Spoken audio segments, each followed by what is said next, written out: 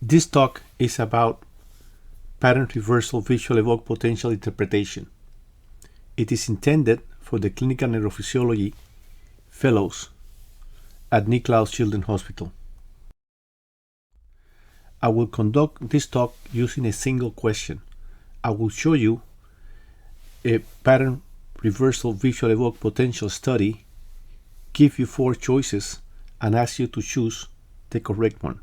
Then I will use an abbreviated step-by-step approach to find the correct answer. Hopefully the same one as you have chosen. The panel here represented are from the Illustrated Manual of Clinical Evoked Potentials. Stop the video and take a few minutes to choose the correct answer. The question is, what is your impression? A. Right prechiasmatic lesion. B. Left prechiasmatic lesion. C. Chiasmatic lesion. D. Left postchiasmatic lesion. Notice that the normal limit for P100 is 118 milliseconds. The abbreviated approach to reading pattern reversal visual evoked potential studies I use consists of 5 steps. I refer to the first step as verification, to the second step as numbers, to the third step as analysis, to the fourth step as interpretation, and to the fifth step as conclusion. Now I will explain each of these steps, starting with verification. Verification starts by making sure that the landmarks of the 2 average used to construct the tracing falls within 5% of each other in latency and amplitude. This not being the case implies that a technically unsatisfactory study is being looked at. In this panel, the first criteria for verification is met. Now I have introduced a brain with electrodes arranged following the queen square montage with some additional electrodes using the 10-20 system. I have done this in order to go through each derivation and verify that all the machine tagged numbers are correct. The top derivation connects the electrode of interest in the mid-occipital region to a second electrode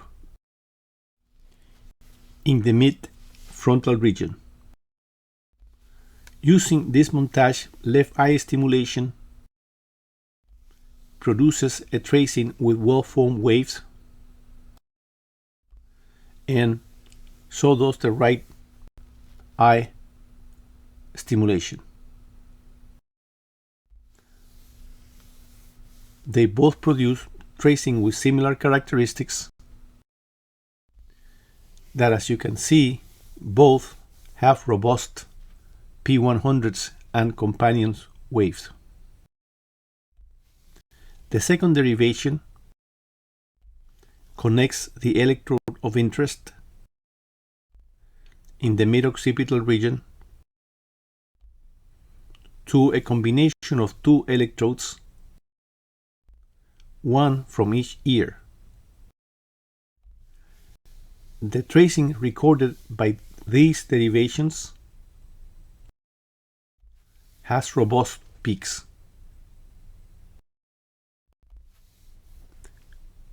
The third derivation connects the electrode of interest at OC to both ears. The tracing recorded by This derivation in this study has robust peaks on the right and on the left eye. The fourth derivation connects the electrode of interest in the midfrontal region to both ears. This derivation produces a tracing with a robust N105 when the left eye was stimulated,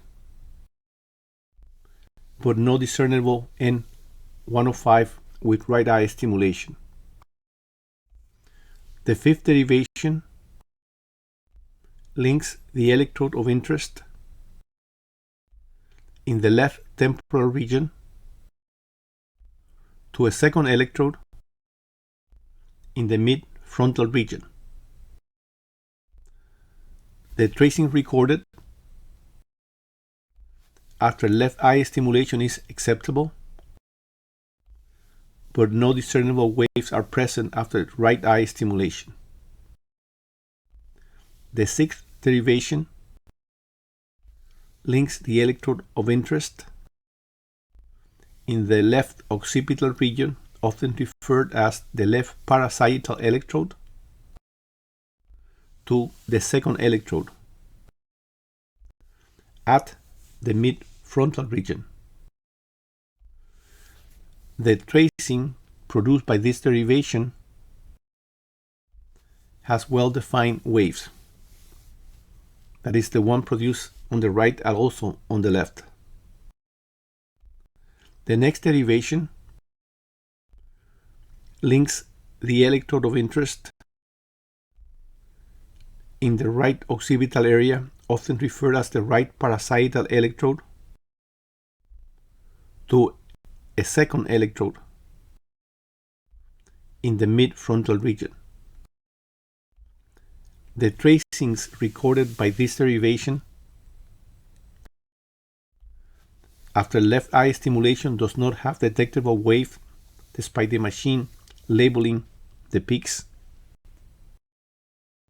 and the same goes in the tracing after right eye stimulation. The last derivation links the electrode of interest at the right temporal region to the second electrode at the mid-frontal region. The tracing recorded by this derivation on the right and the left eye are devoid of any significant waves. The conclusion of the verification step in this study is that the machine labeling of the tracing recorded in the right occipital to mid-occipital derivation was incorrect. We can also gather from this step that the right O MO derivation tracing captured after right eye and left eye stimulations did not have discernible landmarks. Now we will move to the second step, which I have labeled numbers. During this step, we look at numbers resulting from the tagging of the different peaks and their relation to controls in order to determine if the resulting numbers are within the normal or abnormal range. Let us first look at sagittal P100 absolute latency. The absolute latency differs with age and head size. Yet in most laboratories, only head size is taken into account since most studies are done in adults and older children, age groups in which maturation and time-related deterioration of the central nervous system does not produce significant changes. Regarding head size measurement, it is important to know that most labs use preauricular to preauricular distance and not head circumference to build their upper limits of normal control value charts. These are the upper limits of normal value given in the illustrated manual of clinical evoked potential for sagittal P100 in relation to preauricular distances. To give you an example, a patient with a preauricular to preauricular distance of 40 centimeters has a P100 upper limits of normal of 180 milliseconds. A patient with a preauricular to preauricular distance of 33 has a P100 upper limit of normal of 110 milliseconds. In addition to absolute latency, another latency criteria that may pronounce sagittal P100 abnormal is a difference beyond 10% between the right and the left eye generated sagittal P100s. This criteria is only used to judge P100 sagittal if the absolute latency for both P100 is normal. I use the latency to the earliest peak to calculate the actual value in milliseconds. Let's say if the left sagittal P100 is 100 milliseconds and the right sagittal P100 is 117 milliseconds, even though both values are independently in the normal range, I label the right sagittal P100 abnormal because of using 10 milliseconds as the criteria. That is 10% of 100 for calculations. In regard to parasagittal P100 latencies, this criteria, to which I refer to as relative criteria, is the only criteria I use to decide if the latency is normal or abnormal. Amplitude is assessed following the same general principles. The absolute value for normalcy for P100 sagittal is between 3 and 15 microvolts. The relative value of normalcy is less than twice the amplitude difference between the contralateral sagittal P100. If the difference between P100 sagittal is twice or more than twice the lowest one is the abnormal sagittal P100. Let's say if the right P100 sagittal is 4 microvolts and the left P100 sagittal is 9 microvolts, the right P100 sagittal is abnormal. For parasagittals, the only criteria used is an amplitude difference in excess of 2.5 times.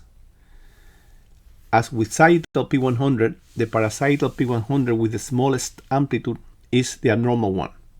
Let me give you an example. In case of parasagittal P100, if the right parasagittal P100 is 4 microvolts and the left parasagittal P100 is 9 microvolts, there is no abnormality. But if the left parasagittal is 10 microvolts, then the right parasagittal is abnormal. So in the left eye, we must determine if sagittal P100 latency and amplitude and parasagittal P100 latency and amplitude are normal or abnormal. And then the same thing goes for the right eye. Here we must also determine if the sagittal and parasagittal P100's values are within normal limits. I have reintroduced the panel here to show you the latencies provided by the machine in this study. As you can see, by comparing the values given for the control with the number given for left and right sagittal P100 in this study, the right and the left P100 sagittals are abnormal. Thus, the relative criteria, that is the difference between the right and the left sagittal P100, is irrelevant. Regarding parasagittal P100s, the left eye left parietal and the right eye left parietal numbers are correct, but the left eye right P100 parietal and the right eye right parietal P100 were not there, a conclusion we arrive by direct observation. As you can see in this frame, the machine also calculated difference between parasietals. But since we have determined that the left eye and right eye right parietal P100s are not present, these values are also irrelevant. Then we look at values the machine provides for amplitude, which in this case was determined by measuring the amplitude of N75 to P100 and also the amplitude of P100 to N145 and dividing it by 2. The absolute amplitude was normal, and so was the ratio. The left eye left parietal P100 and the right eye left parietal P100 values are present, but since we only use the relative criteria to determine normalcy in parasietals, we have no right parietal P100 to compare it to, the values given of the comparison is irrelevant. So this ends the number step, and we move on to the analysis step. At first glance, this diagram looks very complicated, but a quick walk by will show you that it is not. This diagram charts the progression of determinations needed to analyze all the values obtained in the number step. We need to start by determining if the left eye parietal P100 is normal. To establish that the right eye P100 is normal, we need to know that the latency, that is the absolute and relative latency, are normal. And we also need to know that the amplitude, that is the absolute and relative value of the amplitude measurements, are also normal. That not being the case, if the absolute latency value is more than it should, if the left side of P100 latency is more than 10% delayed compared to the right side of P100 latency, if the absolute amplitude is less than it should be, or if the left side of P100 amplitude is less than half the amplitude of the right side of P100, then the left side of P100 should be considered abnormal. The same thing goes for the right eye. Now I will introduce to the chart the actual values present in this study, starting with the absolute side of P100 latencies that, as you can see and we have already mentioned, were abnormal.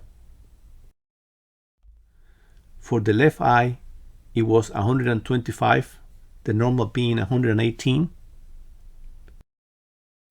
And for the right eye, being 128, normal control being again 118. I have indicated the abnormality in this chart by introducing red crosses around the numbers. Now I have introduced the sidal P100 amplitude for both eyes. They are normal. And the relative amplitude difference between the right and the left eye, they are also normal. But since for sagittal P100 to be considered normal, both amplitude and latency must be normal, and in this case latency was not. Then we consider the right and left P100 sagittals to be abnormal. So now we start the analysis of the parasagittal P100s. I have now introduced the values for the left and the right P100 sagittals. Notice that despite the machine assigning values to the left eye and to the right eye, right parasagittal P100, upon direct observation, we have concluded that they were not present, and therefore you will see them to be scratched in this panel, thus rendering the left and right eye right P100 parasagittal abnormal. Once done with the analysis, we move to interpretation. And again, I will introduce a new diagram. The diagram starts by asking if there is sagittal P100 pathology. And we know that the answer is yes. I hope that you remember that the pathology was bilateral. Then the diagram asks if the parasagittal P100 are asymmetrical in each eye. That is, if the right eye stimulation have led to parasagittal P100 being significantly different from the other parasagittal, and if the left eye stimulation have led to one parasagittal P100 being significantly different from the other parasagittal P100. The answer is yes. The next question is if it was the same derivation that was affected in both eyes. The answer again is yes. It was the right occipital to mid-frontal derivation that was affected after right eye and left eye stimulation. This indicates that there is a left postchiasmatic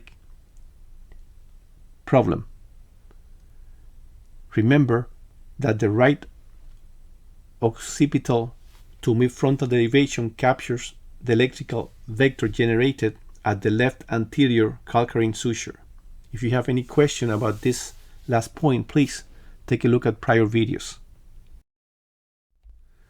So now that we're done with interpretation, we move into conclusions. The conclusions are that the pathology is at the left postchiasmatic region, involving in all likelihood the optic radiation posteriorly, and that since latency was affected and not amplitude, the left postchiasmatic pathology is most likely demyelinating. So the answer to this question is D. Thank you very much for your attention.